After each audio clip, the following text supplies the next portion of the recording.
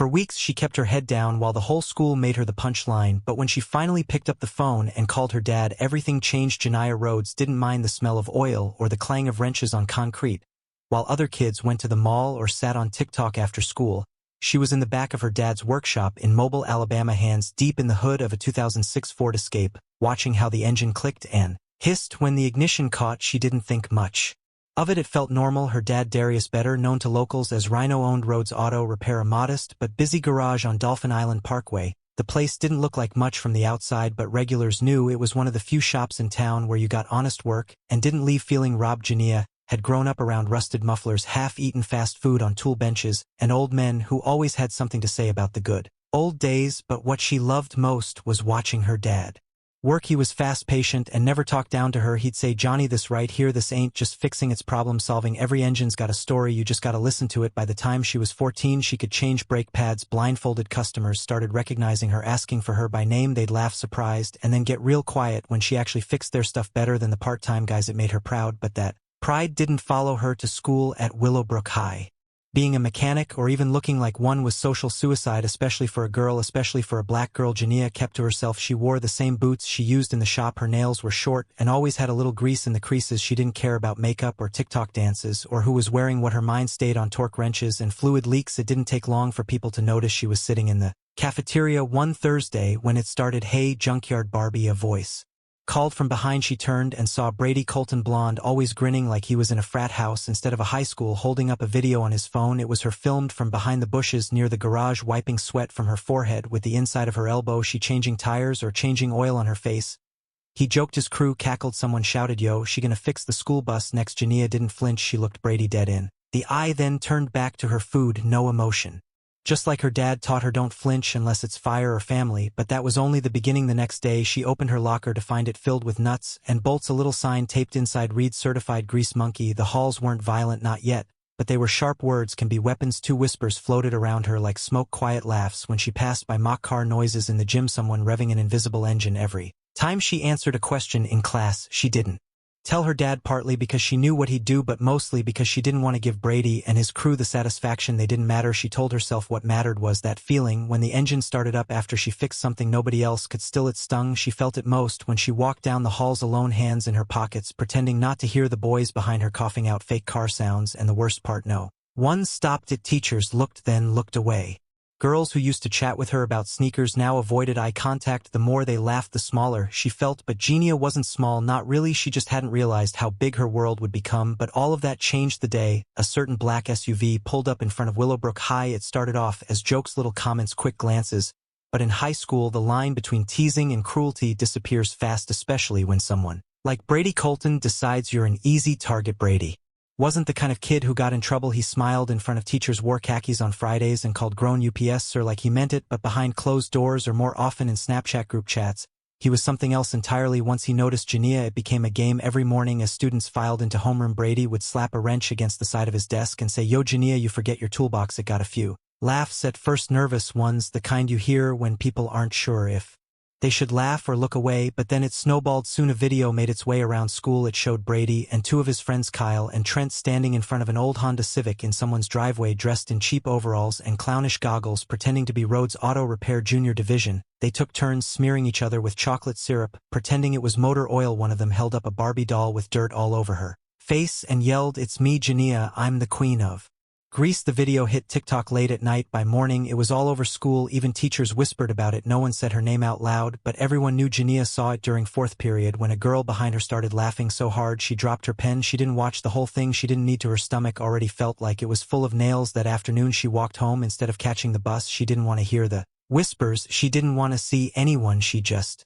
wanted to disappear. When she got home, her dad was in the garage polishing an old set of rims. He looked up, grinned like always. "Hey Johnny girl, wanna finish that Altima with me?" She smiled just a little. "In a bit, I got homework." He nodded and went back to work. Janiah headed to her room and sat on her bed for a long time. The smell of motor oil still clung to her shirt, but now it made her feel sick. She hated feeling like that, hated that they made her feel ashamed of something she loved, that they'd turned her strength into a punchline. The next few days got worse. One morning she opened her locker and found a photo taped to the inside. It was her bent over a car engine, hair tied back, grease on her cheek. Someone had drawn cartoon stink lines coming off her and written Miss Mobile Motorhead underneath. She stared at it for a second, then calmly took it down, folded it in half, and shoved it into her pocket. She didn't cry, not at school, never at school, but at home, lying in the dark. She'd stare at the ceiling and wonder why people hated what they didn't understand, why doing something useful, something honest, made her a target. It wasn't just about the jokes, it was the way no one stood up for her, the way people she'd helped with homework now looked away when she walked past, how being herself suddenly became weird the moment someone decided it wasn't cool. Her science teacher, Mrs. Bledsoe, noticed the change. She pulled Janier aside after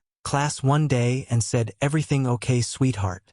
You've been quiet lately." Janier forced a smile. "I'm good, just tired." Mrs. Bledsoe hesitated, clearly not buying it, but she didn't push. That night her dad found her sitting in the driveway staring at the stars with a socket wrench in her hand. He sat beside her. "You ever fix something?" she said, "and it just breaks again." Right after he looked at her for a long second. "Yeah, all the time doesn't mean it wasn't worth fixing." She didn't say anything, just held on to that wrench like it was the only thing that made sense. But silence doesn't hold forever, not when the pressure keeps climbing, and for Jana it was about to hit a breaking point. By the next week Jania had stopped eating lunch in the cafeteria. She started bringing a peanut butter sandwich and apple slices from home, sitting behind the gym bleachers during lunch break alone. It was quieter there, no videos, no whispers, just the low hum of traffic from Dauphin Street and the distant thud of basketballs echoing from the gym. She'd scroll through her phone checking messages. She didn't reply to no one, really reached out anymore. A few classmates she'd done group projects with still followed her, but none of them liked her posts or checked in. Her world had shrunk down to 3 places: homeschool and the shop at home. Her dad still laughed, still told stories about back in the day when people would drive a car till the wheels begged for mercy. Jana smiled when he did, but more and more she stayed quiet. He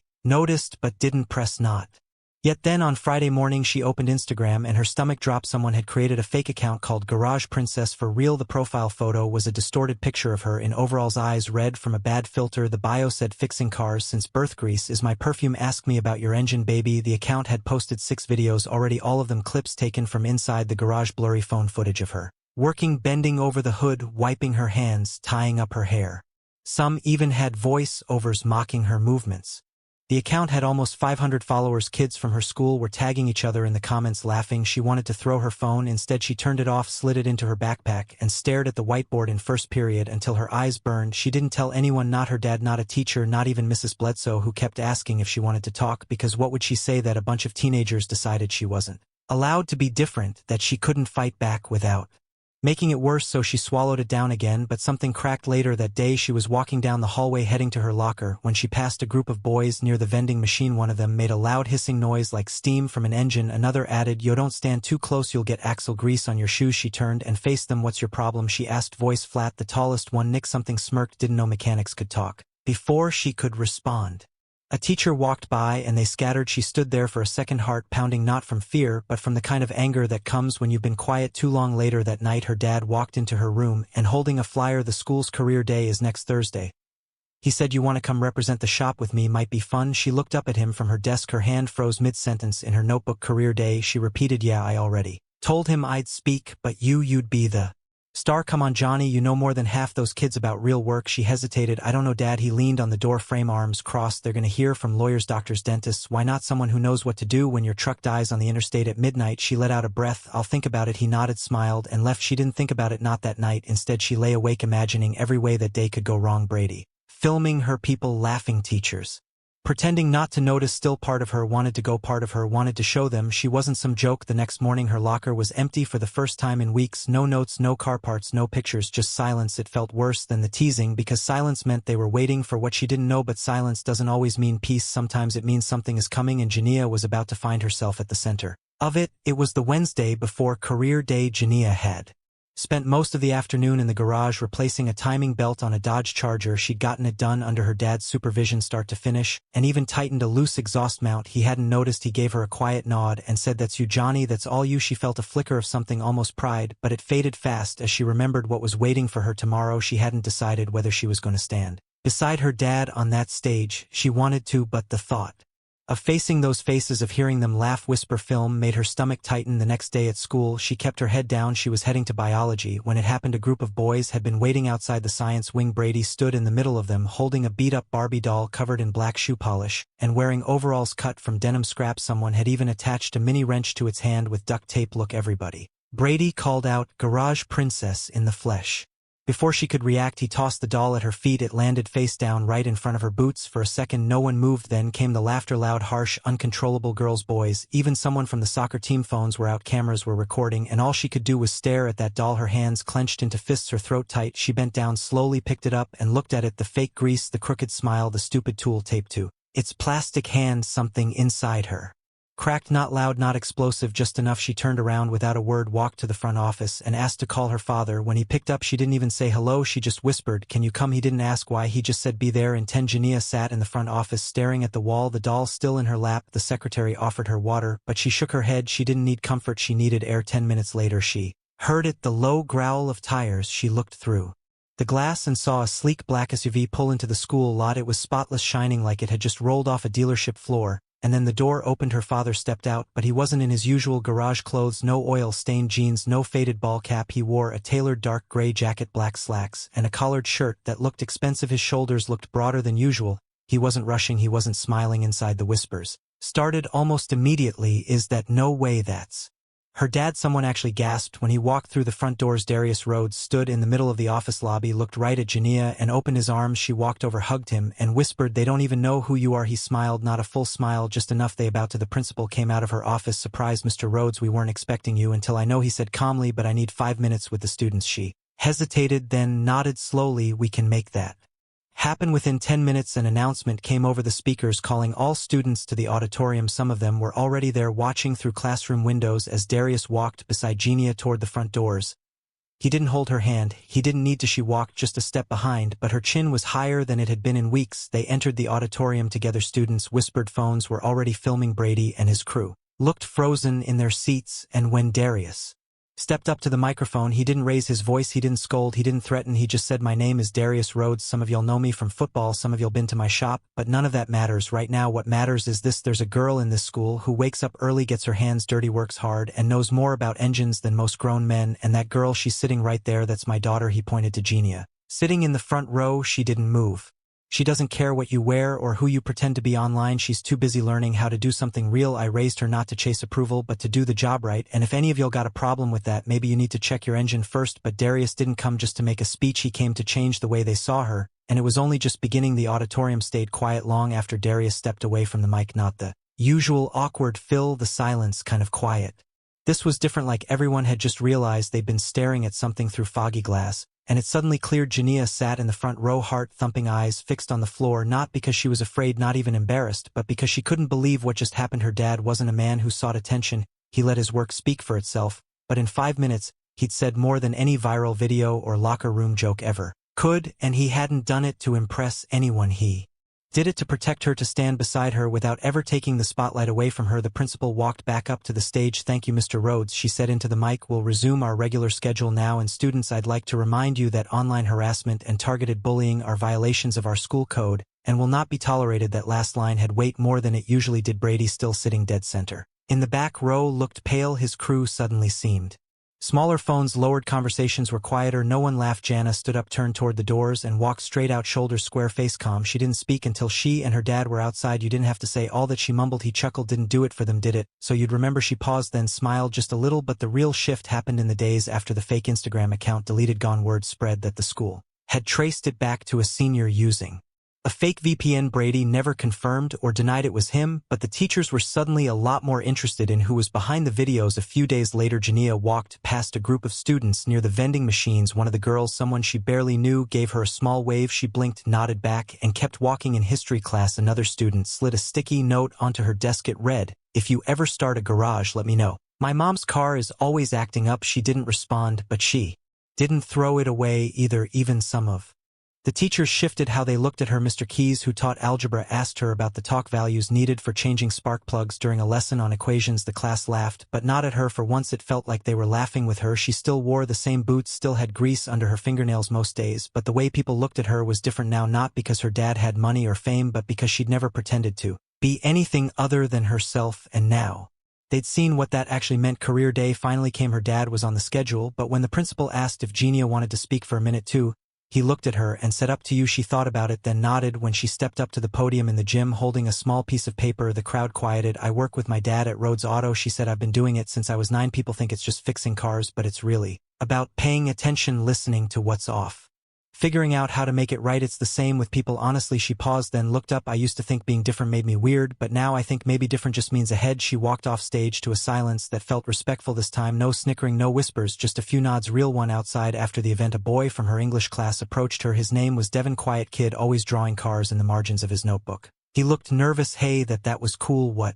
You said I think about stuff like that too, but I'm not brave enough to say it. She raised an eyebrow. You fix cars? He shrugged. I mean, I mess with my cousin's go-kart sometimes, but nothing serious. She smiled. That's how it starts. But what really mattered wasn't the speech or even the silence that followed. It was that Jania had finally been seen for who she really was, not just a girl in a garage, but a girl with purpose, and purpose is louder than ridicule. Every time by the following week things had settled, not returned to normal, because normal meant hiding, but settled into something more honest. Jana walked through the school halls without flinching. People still whispered sometimes, but not the same way. The laughter had stopped, and in its place was something more curious, more cautious. A few students even started asking her real questions. Yo, Jania, my mom's Camry is making this weird clicking sound like right after it starts up. What do you think that could be? She'd smirk, barely looking up from her locker. Could be the starter, could be your motor mounts. Tell her to bring it in. On Thursdays after school, she started tutoring one of the younger girls, Ariana, a quiet freshman who didn't talk much but loved watching Jania sketch engine parts in her notebook. They sat in the back of the library, Jania explaining thermodynamics in plain language while Ariana scribbled notes like her life depended on it. At home, her dad seemed lighter, not because the bullying had stopped, but because his daughter had stood up, endured it, and came out stronger. They spent their weekends working together side by side, radio humming, tools scattered like old friends on the workbench. One Saturday afternoon, he leaned back against the hood of a Chevy Tahoe and said, you know, I used to worry this place would be too small for you. She looked up from the toolbox. Why? He shrugged. Because you think bigger than wrenches and spark plugs. You see things all the way through. She didn't say anything for a moment, just tightened a bolt slow and steady. Maybe that's why I like engines. She finally said, you figure out what's wrong, fix it, and it works. Not like people. He chuckled. People take longer, but the ones worth keeping you fix those too. Just got to know. When the following Monday at school something unexpected happened. Brady Colton. Yep, that Brady approached her by the vending machine. She noticed him before he spoke. He wasn't walking like he used to. No smirk, no swagger, just a kid who looked like he'd been carrying something heavy for too long. Hey, he said. She didn't respond. He rubbed the back of his neck. Look, I was a jerk, probably still am, but I shouldn't have done all that stuff. It wasn't funny. She stared at him. Not mean, not angry, just quiet. After a few seconds, she said, no, it wasn't. He nodded. Yeah, I'm not asking you to forgive me, just wanted to say that. Then he turned and walked away. She didn't feel satisfaction, not really, just a strange sort of peace, like seeing someone finally admit the truth out loud. Gave her the freedom to let it go. Later that day, as she walked out of the building, she saw a small crowd gathered by the senior parking lot. Someone's car wouldn't start. She kept walking, then stopped, turned around, walked over, popped the hood. She said the girl senior cheerleader never spoken to Jania before, looked surprised, but did what she was told. 10 minutes later, the engine turned over like nothing had ever happened. Battery cable was loose. Jania said, might want to get that checked. Could short out your alternator if it keeps slipping. The girl blinked. Thanks, seriously, you're like amazing at this. Jania just smiled, not cocky, just calm. It's what I do. That night she and her dad ate dinner on the back porch, plates balanced on their knees. He looked over and said, so you think you'll take over the shop one day? She took a bite, chewed thoughtfully. Maybe, or maybe I'll design engines for airplanes or run a school that teaches girls how to weld. He raised an eyebrow. Ambitious? Not really, she said, just tired of people acting surprised when I know what I'm doing. He laughed, a deep proud laugh. She looked out into the yard, stars just starting to flicker above the trees. People underestimate what they don't understand, she said, but they don't get to decide who I am. I do. And for the first time in weeks, she didn't feel like she had to prove anything, not to her classmates, not to Brady, not to anyone, because she already had. And in the end, Jania Rhodes wasn't just the girl from the garage. She was proof that real strength doesn't come from attention or approval. It comes from knowing who you are and refusing to let anyone take that away. Life didn't magically transform for Jania after that. People didn't suddenly line up to be her best friend. Not every teacher gave her special treatment. She still had off days, still got oil on her jeans, still missed questions on math quizzes when she didn't study. She was 14. Nobody perfect's life at 14, but something fundamental had shifted. She no longer walked through school hallways trying to take up less space. She didn't shrink when people looked her way. She didn't hesitate to answer in class, and most importantly, she didn't hide what made her different, because that difference, it was never the problem. The real problem was the people who thought she had to fit into their version of normal to be worthy of respect. She learned that sometimes the most powerful thing you can do isn't to fight back or shout louder. Sometimes the strongest move is to keep being who you are even when others try to make that feel small. That takes more guts than any viral prank. It takes more strength than popularity. It takes belief, and Jania had that now, not because her dad showed up in a fancy SUV, not because her classmates got caught, but because she realized her worth was never measured by their approval. Her story started with a girl under a car hood covered in grease, happy to spend her afternoons with her dad. That same girl walked through fire, mocked, filmed picked apart and came out stronger, not bitter, not hardened, just sure of herself. That's something they couldn't take away. And the truth is, we all know someone like Jania. Maybe it's your little cousin who likes computers instead of sports. Maybe it's the kid in your art class who wears thrifted clothes and paints during lunch. Maybe it's you. If you've ever been laughed at for doing something different, something real, the story was meant for you. There's nothing wrong with being quiet or focused or passionate about something most people don't understand. That's not weird, that's brave. Let them laugh, let them whisper, but never let them change who you are. And if you're the one who's ever laughed at someone else, just ask yourself, why did their confidence bother you? People only mock what they fear or fail to understand. Jania showed that by staying grounded, by fixing what was broken on engines, yes, but also in herself, in her school, in the way others viewed her. There's a lesson in that for all of us. Respect isn't something you wait for, it's something you carry. So whatever your version of the garage is, music, writing, coding, baking, fashion, gardening, building things with your bare hands, hold on to it, defend it, because the world doesn't need more people trying to be the same. It needs people who are bold enough to stay different even when the world laughs. That's what Jania taught us, not just how to change a flat tire or spot a leaky radiator, but how to stand tall when the world tries to shrink you, how to move forward with you are head up even when your hands are dirty, how to know that sometimes the most powerful thing you can be is unapologetically yourself. If the story moved you, share it with someone who needs it. Maybe they're sitting alone at lunch, maybe they're thinking of giving up, maybe they've forgotten that their difference is a gift. And if you're new here, hit that subscribe button. We've got more real stories that show the strength in ordinary people, because sometimes the quiet ones have the loudest hearts.